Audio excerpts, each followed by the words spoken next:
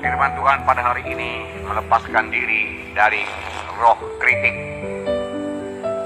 Melepaskan diri dari roh kritik, dari roh menghakimi, dari roh yang merasa diri lebih baik, lebih rohani dari orang lain, hingga kita mengkritik. Bebaslah daripadanya. Ya, kita sudah mengetahui bahwa ucapan kita sangat berkuasa. Ucapan kita dapat membawa berkat dalam hidup kita maupun hidup orang lain. Jadi biarlah ucapan kita memberkati orang lain, tapi ucapan kita juga bisa membawa kutuk kepada kita dan bisa juga menjatuhkan rohani anak Tuhan yang lain.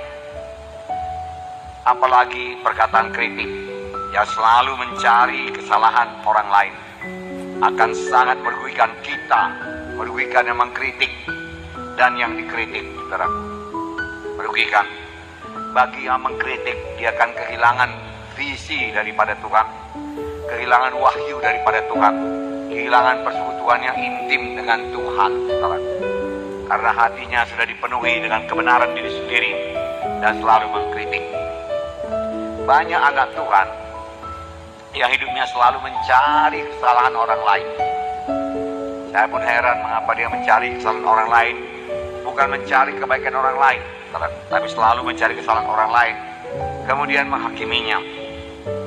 Dan ada juga yang mengatakan menengkingnya.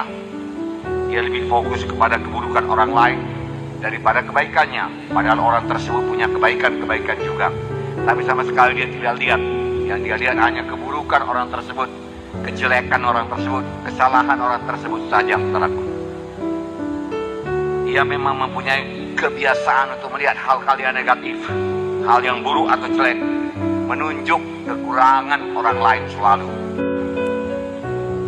Ini tidak lain daripada roh kritik yang menguasai orang tersebut, yang dapat membawa ketegangan, perselisihan dalam tubuh Kristus, bahkan bisa mengakibatkan orang mundur rohaninya.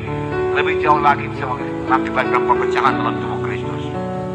Roh kritik bukan daripada Tuhan, karena roh kritik ini kebanyakan menuduh, mencari kesalahan.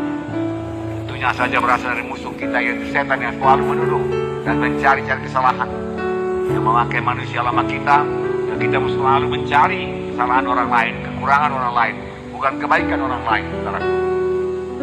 Oleh sebab itu firman Tuhan mengingatkan kita untuk senantiasa tidak mementingkan diri sendiri, selalu rendah hati dan lembut hati, dan menganggap orang lain lebih utama dari diri kita sendiri. Anggap orang lain lebih utama, anggap orang lain lebih rohani dari kita, anggap orang lain lebih mengerti daripada kita.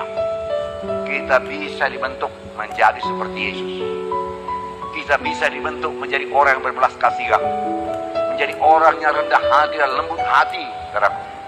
Kalau kita izinkan Roh Kudus itu bekerja, saudaraku, di dalam hidup kita, saudaraku.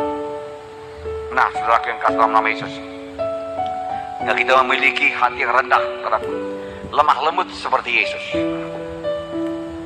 Dalam hidup kita, kemanapun kita pergi, kita akan menunjukkan kasih Tuhan dan kebaikan Tuhan kepada orang lain yang, saudaraku, punya kesempatan yang besar untuk membawa orang lain tersebut kepada keselamatan, dengan tidak mencari kepentingan diri sendiri dan menganggap orang lain lebih utama daripada kita. Kita mencegah terjadinya ketegangan dan perselisihan dalam tubuh Kristus, karena dengan sendirinya kita akan mau mengalah, mau memberkati, mau mengasihi, saudara. Haleluya, saudara. Nah, itu sebabnya ayat ini mengatakan, hendaklah kita menaruh pikiran dan perasaan yang terdapat dalam Kristus Yesus, dan menganggap orang lain lebih baik daripada kita, dan lebih mementingkan orang lain daripada kepentingan kita sendiri, dan tidak melakukan sesuatu atau mengucapkan sesuatu yang berasal daripada kesombongan kita. Nah, saudara, sadari dan bersikap, saudara.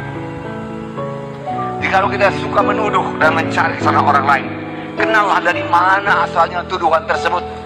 Bukan daripada Roh Kudus, tapi daripada musuh kita, setan, yang kerjanya hanya menuduh, menuding, mencari-cari kesalahan, saudara. Saudara beradalah di pihak Tuhan, jangan di pihak setan, saudara. Berada di pihak Tuhan, saudara. Nah, saudara yang kasih, mulai menyangkal diri dengan melihat kebaikan orang. Jangan melihat kejelekan, keburukannya, kekurangannya. Pasti ada kebaikannya. Amin, saudara. Puji dia, maka dia akan bertambah bersemangat saudaraku berbuat baik, saudaraku. Dan akan dia berbuat baik pada saudara. Nah, saudara yang kasih nama Yesus, dosa kita yang besar, dosa saya yang besar sudah diampuni Tuhan, saudaraku. Maka pantas saya mengampuni orang yang bersalah pada saya, tidak mencari-cari kesalahan dan menuduh ke sana kemari, saudaraku. Pada waktu kelak kita menghadap Tuhan, saudaraku, dan Tuhan bertanya kepada kita, apakah yang kau buat dengan waktu, dengan tahun-tahun yang kau berikan dalam hidupmu sesudah engkau selamat? Kalau kita dengan bangganya berkata, Tuhan, aku membela engkau dengan menuduh orang lain, dengan mencari-cari kesalahan orang lain, dan aku hakimi dia, saudara berkata, maka Tuhan akan merasa sedih. Nah, saudara sendiri akan menerima hukuman yang kekal. Parah roh kritik ini. Saudara yang kasih dalam nama Yesus, terimalah bentukan Tuhan dalam hidup saudara. Terima pekerjaan Roh Kudus, selalu rendah hati mengaku dosa, maka Roh Kudus akan memberikan buah roh kepada saudara. Kasih, sukacita, damai sejahtera, kesabaran, kemurahan, kebaikan, kesetiaan, kelemah lembutan, penguasaan diri di Tuhan. Jadi karena roh itu memberikan buahnya dalam saudara, supaya saudara berikan Roh Kudus bebas bekerja dalam saudara. Marilah kita berhati-hati dengan ucapan kita, karena firman Tuhan berkata, dari setiap perkataan sia-sia yang kita ucapkan, Tuhan akan minta pertanggungjawab kita pada hari penghakiman. Kenapa kau ucapkan demikian? Ini tertulis dalam Matius 12:37-36. Tetapi aku berkata kepadamu, setiap kata sia-sia yang diucapkan orang harus dipertanggungjawabkannya pada hari penghakiman. Karena menurut ucapanmu engkau akan dibenarkan, menurut ucapanmu engkau akan dihukum. Mari kita sangat berhati-hati dengan ucapan kita, saudaraku. Ucapkanlah berkat selalu, ucapkan kemenangan. Buanglah roh kritik yang ada pada saudara. Mulailah memiliki ucapan yang baik, yang memberkati, meneguhkan, menghidupkan, dan menyembuhkan orang lain. Tuhan memberkati saudara.